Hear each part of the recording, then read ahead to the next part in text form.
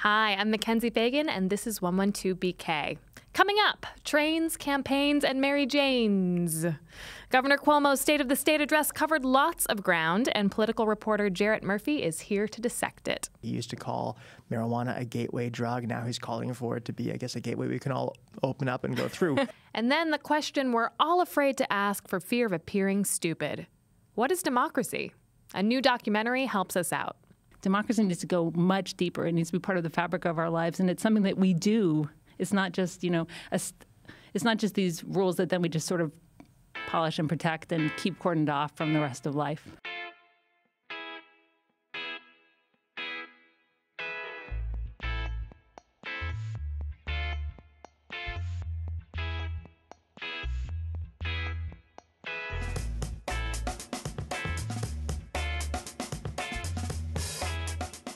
The governor wants New York City to foot half the bill to repair the broken subways. The mayor says the governor's high. And in 100 days, that will be perfectly legal, according to the plan Governor Cuomo laid out in his State of the State address. But come for the weed, stay for the election reform, the plastic bag ban, educational policy, and presidential aspirations. We're going to talk about all that and whether Cuomo can live up to expectations now that he's got a Democratic-controlled legislature for the first time since he's been in office. Joining us is regular contributor Jarrett Murphy, executive editor of City Limits. Welcome, Jarrett. Thanks for having me. So you've been on the show a number of times, but this is the first time you've been on with me. So tell us a little bit about yourself. And if you don't brag on yourself a bit, I will do it for you. So tell me about City Limits and what you do over there. Well, City Limits is a 43-year-old nonprofit news agency. We do investigative and in-depth reporting on New York City policy issues, affordable housing, environmental justice, criminal justice, and I've been doing that for just about 12 years. And you have an encyclopedic knowledge of state and local politics, a frightening I would thing to say, but okay, I'll take that, sure. So, State of the State, not a lot of surprises. Some of this stuff had been covered in his inaugural speech late last year as well. But can you give us sort of like a broad overview of some of the takeaways? So this was a sweeping, progressive vision of the state. I think we have to say that. I mean, it wasn't surprising because we've been moving this way for a long time, but it was about, broad criminal justice reform, ending cash bail, better discovery laws. It was about legalizing marijuana. It was about adding more education funding and trying to direct it to schools that have more low-income students, a lot of infrastructure work, a lot of stuff around election reform, campaign finance reform, calling for a public financing system. This is a different Cuomo from just a few years ago.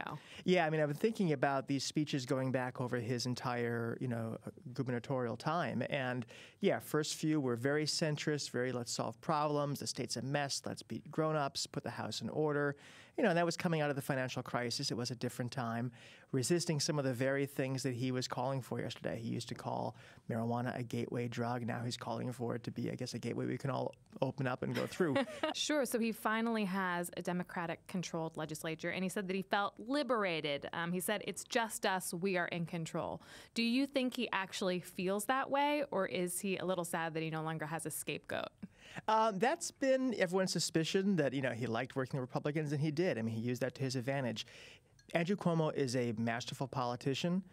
He knows how to work every room, regardless of it's a one-person room or 1,000 people, and he will figure out a way, I think, to get what he can out of the state Senate.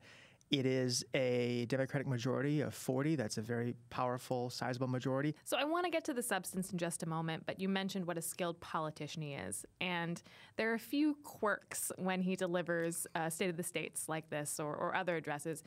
One thing that struck me is that he kept on clamoring for applause. When he didn't feel like he was getting the applause that a point deserved, he called people out on it. We should do that now for people sitting at home. If you haven't clapped yet, please do so. That's yes, right. I feel like you haven't laughed enough, actually. Sorry. I'm just going to say that now. So. Yeah, the whole State of the City has this weird sort of shtick around it, this strange pageantry. And yeah, there's a lot of clapping. A lot of people are thanked and clapped for multiple times to make sure they feel thanked and clapped for. So there is a tremendous amount of that, which is strange because it's a very serious speech. It lists basically the policy agenda for one of the biggest states in the country for a year, but it does have this slightly sort of arch, sort of winky Borscht Belt feel to it. So it's not my favorite day of listening, but this one at least had some substance to it. I mean, speaking of the Borscht Belt, he starts out by talking about all of these infrastructure accomplishments. He talks about the state fair, and he also talks about this new comedy museum, and he even shills for the comedian who has an upcoming show at this comedy museum in, I don't know, whatever. Well, see, that was his joke. The comedian who was appearing is the chief of his economic development authority, who I'm sure is very, very funny. I'm sure it's brings gonna be a hilarious down night. the house. Yeah, definitely. Yes. He also mentioned that that comedy museum had received visitors from 49 out of 50 states, which begs the question: who is stiffing us? That's right. That? I would like somebody Rhode to Island investigate has that. no sense of humor, apparently. That's so probably I think, it. I blame them. nice. So let's get a little bit to the substance of the state of the state. Green New Deal. So that's a seriously progressive piece of this agenda. Tell us a little bit about what he has in mind for the state. So that's a phrase that, as you know, a lot of people are using, and it means different things. The Bernie Sanders version, the Ocasio-Cortez version, the Andrew Cuomo version. For him, it means mainly a pledge to get the state on 100% renewable power by 2040, which is fairly ambitious. And then in the interim, a few different steps, cleaning up this plume in Long Island Sound, this like cloud of pollution that's moving toward the shoreline, killing fish. He wants to finally take care of that. And then the plastic bag thing, which, as you know, a couple years ago when the city moved to impose a fee, a 5-cent fee on bags, he put on the brakes because there were complaints about whether that was going to be financially regressive and punitive to poor people. Right. And he's called for an outright ban. Obviously, there will be some exceptions to that. Newspaper for particular bags. Exactly, yeah. newspaper bags. But he's called for a ban, and that will be, it will seem like a small thing compared to these sort of sweeping changes of criminal justice and other things. But there are a lot of plastic bags around my neighborhood, I'm sure yours as well. And it's the kind of thing that people get very, very personal about. People either hate plastic bags or really hate the idea of not being able to use them. I wouldn't be surprised if that becomes one of the more controversial aspects of the next 3 or 4 months. I feel like we're going to be seeing a lot of American Beauty memes going around. Yes, yeah. Exactly. You mentioned criminal justice. Talk to me about some of the plans for that with cash bail, also the expungement of marijuana records. Well, that's interesting. So he's called for a while for ending cash bail, improving speedy trial laws, and improving the state's discovery laws, which are among the worst in the country. Defendants, what they receive and when they receive it, what their lawyers receive from prosecution is pretty abysmal. People have been calling for a change in that for years. And all of that fits into other criminal justice goals like closing Rikers. If you improve those parts of the system, you need to put fewer people in Rikers to await trial. But the marijuana expungement is an interesting issue. In the governor's call for legalizing cannabis for adults, and he also mentioned raising the smoking age for tobacco products as well from 18 to 21. He called for sealing some past convictions. Right, and this sealing, has become, not expunging. Exactly. This has become an interesting point of contention between the governor and criminal justice advocates who've been calling for legalizing pot for years. They've got that now, basically. Now the question is, what do you do for all the thousands of people affected by the laws in the past? Do you seal it, meaning that it kind of goes away, but it's sort of still there? Or do you expunge it, meaning, effectively it doesn't exist anymore? And which convictions do you expunge or seal? Misdemeanors, violations, felony convictions. That's where there'll be some interesting debate on this, I think. Right, and that's just one facet of legalizing marijuana. There are going to be many other obstacles to getting this done. And he's saying 100 days. So what is realistic, and what type of timeline do you think that we're looking at? I suspect in 100 days there will be some sort of a plan, and I suspect that plan will have built into it points for considering the details. 100 days to set forward a process by which some state authority will create rules around this. That would be a very quick timetable. And one thing he mentioned that Mayor de Blasio has also said is the desire to make this not a corporate takeover of marijuana, to try to have it be grassroots, to have some of the money flow back to communities. Good Get one. that? Good one. Flow back to communities that have been affected by it. That is something that's going to get a lot of support, but that's complicated to do. Setting this up has proven complicated for some other states. It will be for us too. And, it's not something that people across the state are uniformly supporting, so there'll be pushback. Already some towns and villages have passed bans saying no dispensaries here. As those continue to proliferate, it'd be interesting to see what the patchwork of the state looks like. So instead of big pot business, we're looking at more mom and pop stores. Exactly. Right. So one of the biggest applause lines or applause segments of the speech was his women's rights laundry list of things that he wants to push through, including the elimination of statute of limitations on rape. He wants to codify Roe v. Wade. Talk to me a little bit more about his women's rights agenda. This is interesting. Yeah, he talked for a while about his own religious background, which is interesting. He doesn't usually do that, about his relationship with the Catholic Church as he discussed the Child Victims Act. And then he also related that to the issues of marriage equality and abortion. With Roe v. Wade, it has long been argued by Cuomo and others that you need to codify the state's protections. He wants to take it a step further and actually make it part of the state constitution, which would require, I believe, a public referendum and a second passage by another body of the legislature. So it sets it on a longer, if firmer, path, which I think is very interesting. You know, he also talked about outlawing. He called it non-consensual revenge porn. I would assume that most revenge porn is non-consensual. Right. But steps like that, too.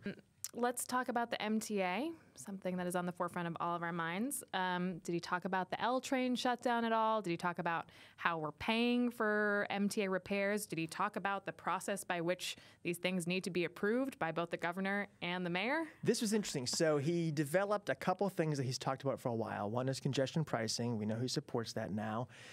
Says he wants it to happen, says he wants it to apply to everyone, but a lot of details not discussed. How much will it cost? What times a day will it apply? Will there be any exceptions? Those are areas where we might get some pushback from legislators in areas that are affected by it. Surely. This is coming from the governor who a couple years ago triumphantly inaugurated the 2nd Avenue subway, has managed to get some things done with this system. But as part of this sort of bizarre episode around the L train and his suggestion, which might be valid to do it in a different way without the shutdown, has inaugurated this whole question about how it's run and how it's funded. And again, as you said, his desire to have the city pay for half of it. Again, no detail. What will the next thing look like that they will do to govern the MTA? He didn't have any specific proposals. Would that vest power more fully in the governor? Or as some politicians here in the city have said in the 24 hours since the speech, maybe the city should just run its transit system. If we're going to break it up, let's break it up and kind of start all over. So that would be a very interesting talk to watch. And he definitely had a bee in his bonnet about this issue. He allocated a significant period of time talking about the bureaucracy behind who got to veto whom and who was in control of decisions regarding the MTA. Totally, yeah. And all of this, could be read, if we want to be cynical, at sort of diffusing some of the responsibility heaped on him. Folks have been saying since the MTA crisis really broke that the MTA is his problem. And when it's been convenient, he has exercised authority vis-a-vis the L train announcement a couple of weeks ago. Let's digress a little bit and talk about the L train plan.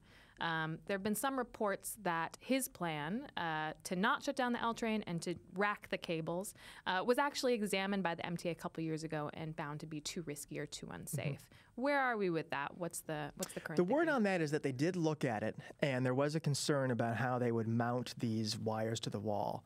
But because of some advance in technology since then, apparently that concern is not what it once was, that you can treat the wall in such a way that it's going to be able to hold this stuff.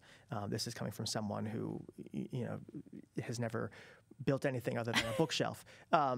So that's the word. But I think there's, it's a very complex process. And I think one of the questions is not just will it work, it probably will work, but if the idea is to reduce the impact of the shutdown, what kind of actual suspensions of service will be necessary to affect even this repair? We've talked previously on the show about how this may disproportionately affect people who work nights and weekends, who maybe are members of low-income communities, and maybe that some of the alternative transportation options are going to be whisked away from them. Well, this is a great point about the balancing act that MTA work involves, right? Do you shut it down for everybody for a short period of time and ruin a lot of lives? Or do you shut it down here and there and only affect those people who happen to use it at that time? For most of us, it won't be a big deal. For those people, it can be life-changing. So, yeah, those are real considerations. So back to the state of the state, and I think it has me wondering, as well as many other people wondering, I'm sure, is he going to run for president? He wants you to wonder that. He wants us to be talking about this. He has said definitively a couple times in the past 6 months that he is not running for president. Do you buy it? And then he has gone around and done absolutely everything to fuel that speculation. Right. I think that Andrew Cuomo is in a position where he can hold this at arm's length, but not totally dismiss it for a long time, because it's a very unsettled landscape. There are a lot of names in the mix. Kirsten Gillibrand officially in the race now from this state. Mayor Bloomberg, perhaps Mayor de Blasio also being involved. I mean, who knows? Give Americans what they want. Exactly. New York all New York right. presidential race. What more could you ask for? So, yeah, we'll be hearing him, I think, continuing to kind of play that game. Yesterday's speech was interesting. A lot of it was this kind of schlocky or very wonky policy talk, and then at the end, a soaring portion talking about kind of his vision of America, inclusive, everybody's an immigrant if you weren't a Native American, rejecting kind of Trumpism.